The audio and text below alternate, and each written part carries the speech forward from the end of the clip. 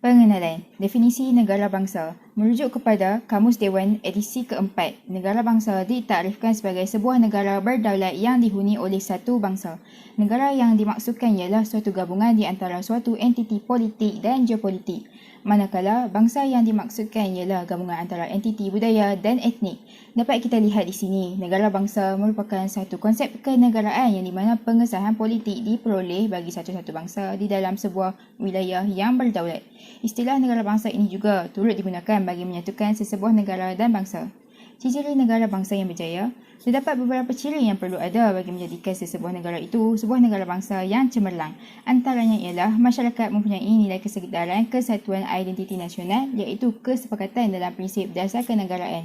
Selain itu, kerajaan memainkan peranan penting dalam melaksanakan dasar sesebuah negara dengan penuh integriti merangkumi badan kehakiman, perundangan serta pelaksanaan. Seterusnya, penggunaan bahasa kebangsaan walaupun berlainan kaum dan bangsa dapat menunjukkan semangat perpaduan.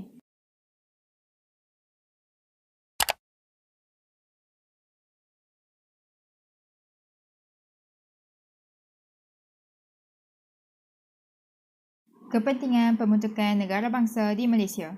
Dalam menuju ke arah pembentukan negara bangsa yang bersatu padu, konsep wawasan 2020 telah diperkenalkan oleh Perdana Menteri Malaysia kita yang keempat iaitu Tun Dr. Mahathir Mohamad agar dapat menjadi sebuah negara yang maju bukan sahaja dalam aspek ekonomi, malah sosial dan politik serta membina semangat perpaduan yang kuat dalam diri masyarakat. Selain itu, bagi menjamin keamanan dalam kalangan masyarakat majmuk negara kita, jika berlakunya perselisihan, ia akan menimbulkan perasaan syak bersangka, malahan masyarakat juga mungkin berasa terancam. Antara lain, agar dapat memupuk semangat patriotisme yang semakin hari semakin dilupakan oleh generasi baru. Nilai semangat patriotisme haruslah disemai dengan kukuh dan kuat di dalam diri setiap individu, tidak mengira bangsa dan agama. Seterusnya, rukun negara sebagai panduan utama masyarakat Malaysia. Rukun pertama, kepercayaan kepada Tuhan. Bangsa dan negara kita yang tercinta ini dapat dibina melalui kepercayaan dalam diri kita yang kukuh kepada Tuhan. Rukun kedua ialah kesetiaan kepada raja dan negara. Setiap individu yang bergelar warga negara Malaysia hendaklah memberikan seluruh taat setia dengan jujur serta ikhlas kepada Seri Paduka yang di-Pertuan Agong. Rukun yang ketiga, keluhuran perlembagaan. Sebagai warga negara Malaysia, kita wajib untuk menerima, melaksanakan dan mempertahankan setiap kandungan perlembagaan negara. Rukun keempat, kedaulatan undang-undang. Setiap rakyat dinilai pada kedudukan yang sama melalui keadilan berdasarkan kedaulatan undang-undang. Rukun yang terakhir iaitu rukun kelima, kesopanan dan kesusilaan. Tingkah laku dan personaliti yang baik haruslah diamalkan oleh setiap individu. Seterusnya, amalan konsep Satu Malaysia ke arah pembinaan negara. Pada 2 April 2009, gagasan Satu Malaysia Rakyat Didahulukan pencapaian diutamakan telah diperkenalkan oleh bekas Perdana Menteri kita yang ke-6 iaitu Datuk Seri Muhammad Najib Tun Haji Abdul Razak. Nilai-nilai aspirasi yang cuba disampaikan oleh kerajaan melalui konsep Satu Malaysia ialah pengamalan budaya yang berprestasi tinggi. Setiap rakyat Malaysia haruslah menyemai sifat yang cemerlang di dalam diri apabila melakukan sesuatu pekerjaan. Kedua, nilai budaya ketepatan. Apabila melakukan pekerjaan seseorang itu, mestilah mengutamakan kecekapan agar kerja dapat disiapkan pada waktu yang ditetapkan. Ketiga, budaya ilmu. Rakyat yang berpengetahuan tinggi dapat menjadi teras kekuatan dan ketahanan mengatasi kekuatan ketenteraan. Keempat, nilai integriti, tugas atau tanggungjawab yang haruslah dilaksanakan dengan amanah. Kelima, ketabahan menerangkan sifat tidak mudah berputus asa apabila berdepan dengan cabaran atau kesukaran. Keenam, kesetiaan. Pekerja haruslah mendedikasikan dirinya kepada ketua dan organisasinya dalam mencapai kecemerlangan. Ketujuh, kebijaksanaan. Kita haruslah berhemah ketika menyelesaikan masalah. Kelapan, budaya inovasi. Budaya inovasi haruslah diterapkan supaya kita berani mencuba perkara baru dan berinovasi dalam bidang yang dicuburi agar kita tidak ketinggalan. Akhir sekali, cadangan yang diperoleh melalui kajian ini ialah rakyat haruslah bersatu dalam membina identiti nasional bersama dengan menerima dan mengamalkan rukun negara serta gagasan Satu Malaysia sebagai satu negara dan bangsa.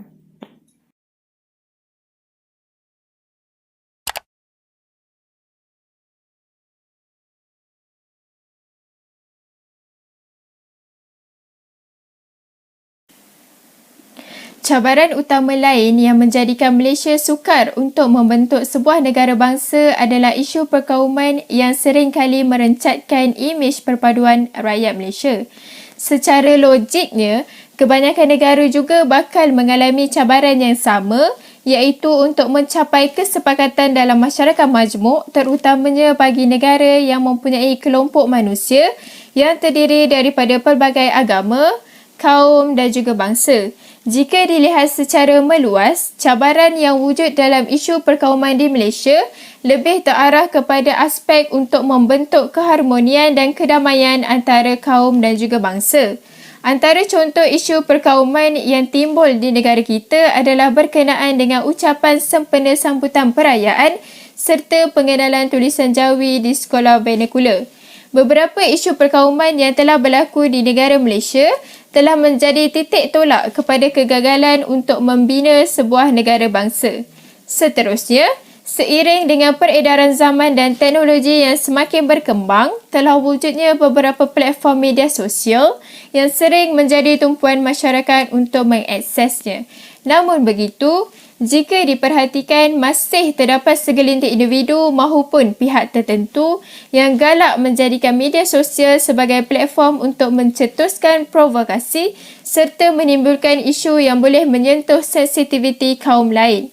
Contoh terdekat yang boleh kita perhatikan adalah dengan insiden yang berlaku dalam arena sukan badminton baru-baru ini, yang mana seorang pemain badminton perseorangan wanita negara telah menerima kecaman daripada individu yang tidak bertanggungjawab di media sosial.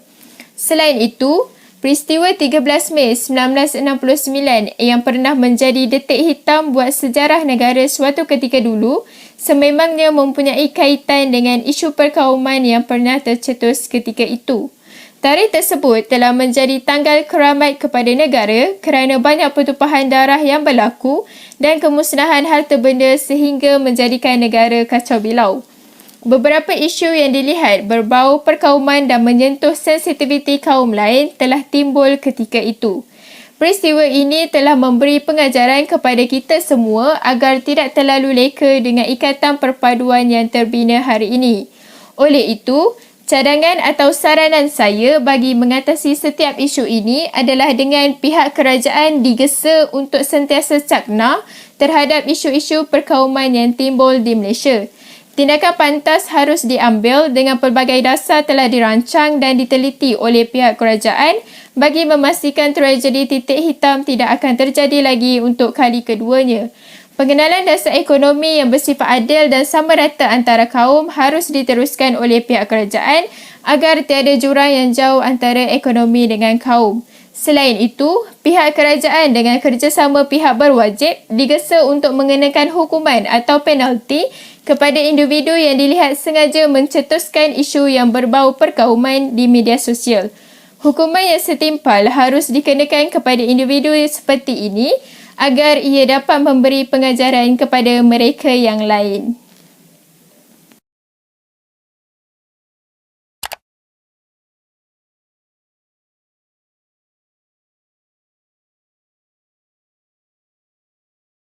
Assalamualaikum warahmatullahi wabarakatuh.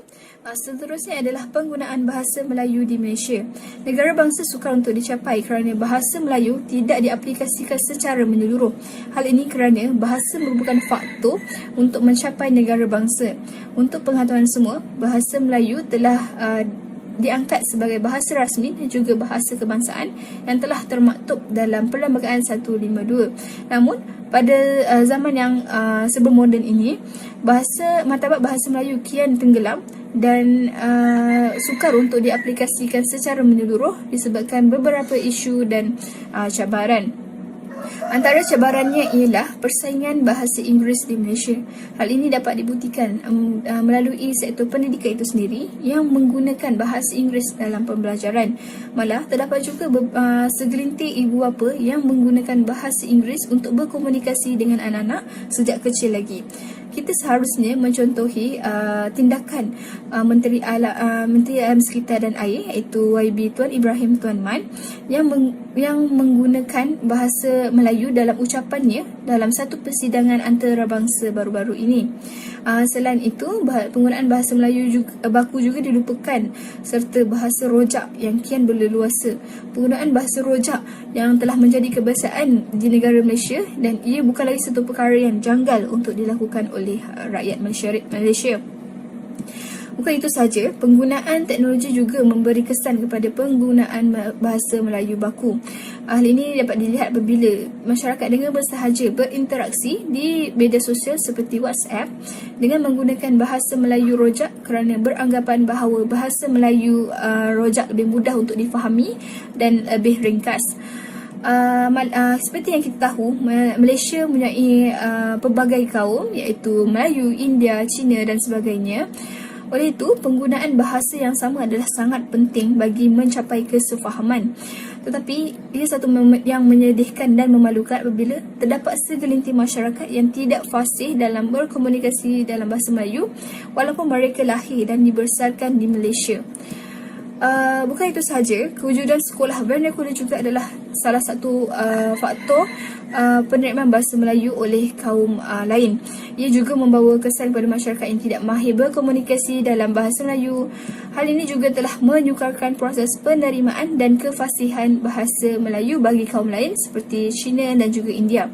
Oleh itu, kita haruslah mengatasi perkara ini dari terus berlaku dan bagi mencapai negara bangsa. Antara usaha yang boleh dilakukan ialah memastikan segala urusan rasmi menggunakan bahasa Melayu standard. Contohnya, nama program rasmi seperti Food Bank haruslah ditukar menjadi tabung makanan. Hal ini dapat dicontohi oleh masyarakat.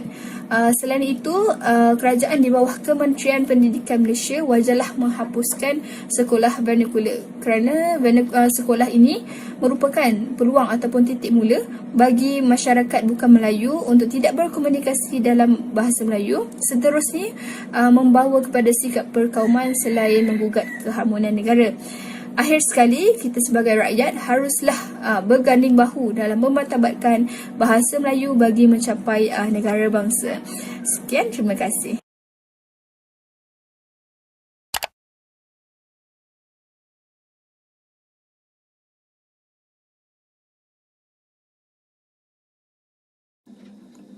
Assalamualaikum, nama saya Nurin Huda dan saya akan membahaskan tentang isu keagamaan di Malaysia.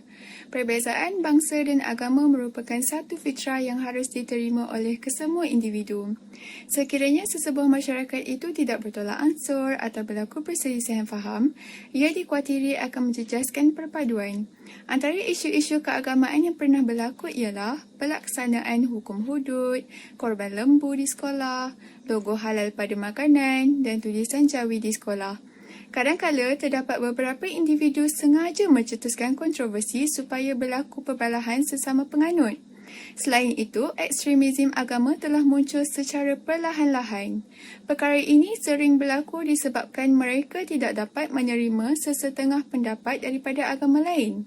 Seterusnya, campur tangan orang bukan Islam telah mencetuskan masalah yang besar kerana mereka telah mengganggu kesucian agama Islam dengan pendapat yang bertentangan dengan hukum dan perundangan agama Islam. Isu seterusnya ialah Malaysia negara Islam atau sekular. Pakar perlembagaan mengatakan bahawa perlembagaan negara Malaysia lebih ke arah hybrid dan plural. Walau bagaimanapun, Malaysia sering dikenali sebagai negara Islam disebabkan faktor pertama ialah sejarah. Islam telah muncul dari zaman dahulu sebelum kedatangan penjajah di Tanah Melayu. Pemimpin-pemimpin semasa Tanah Melayu dan Malaysia kesemuanya beragama Islam. Kedua ialah perlembagaan. Selepas berlakunya Hari Kemerdekaan, Malaysia telah menjadikan agama Islam sebagai negara rasmi persekutuan. Ketiga ialah syiar Islam disebarkan dengan sangat baik. Keempat, institusi-institusi melindungi kepentingan Islam juga semakin banyak di Malaysia. Isu berkaitan penghinaan agama mencetuskan pergolakan dalam kalangan masyarakat. Antara isu semasa kes penghinaan agama adalah mempromosi gejala LGBT di media sosial melalui muat naik gambar dan video. Perkara yang lagi mengejutkan ialah terdapat orang beragama Islam terlibat. Seterusnya, Jabatan Hal Ehwal Agama Islam Pulau Pinang telah menerima beberapa aduan berkaitan penggunaan pembesar suara di surau dan masjid. Selain itu, terdapat isu yang telah mencetuskan kemarahan penganut beragama Islam apabila 4 individu telah ditahan kerana memukul dan mengugut bunuh pengawal keselamatan hanya kerana dia berpuasa. Penghinaan agama ini bukan hanya melibatkan agama Islam, bahkan orang yang bukan beragama Islam.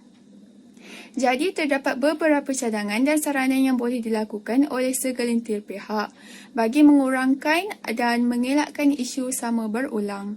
Yang pertama, pihak media boleh menyiarkan program khas berkaitan keagamaan. Secara tidak langsung, penganut beragama Islam dan bukan Islam dapat mengetahui serta mempelajari betapa pentingnya sesetengah amalan dalam agama masing-masing. Selain itu, Jabatan Agama Islam boleh membawa individu-individu tersebut bersemuka dengan orang yang mempunyai ilmu agama yang tinggi seperti ustaz atau ulama kerana mereka mampu berhujah menggunakan Al-Quran, hadis dan as-sunnah dengan lebih baik.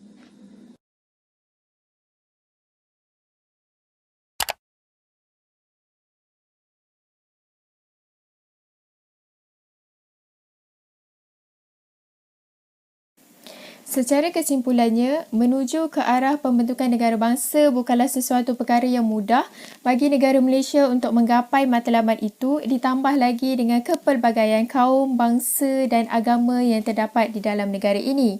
Usaha Malaysia untuk membentuk sebuah negara bangsa dilihat masih tidak berjaya dan tidak menunjukkan tanda-tanda positif disebabkan oleh wujudnya isu-isu yang seringkali mempunyai kaitan dengan hubungan perkauman, agama, sosial, politik dan sebagainya. Oleh itu, semua pihak berwajib dengan kerjasama semua lapisan masyarakat hendaklah berganding bahu dalam memikul tanggungjawab yang besar ini kerana untuk merealisasikan impian Malaysia membentuk sebuah negara bangsa tidak akan berhasil jika persepakatan dan persefahaman tidak dicapai dengan baik.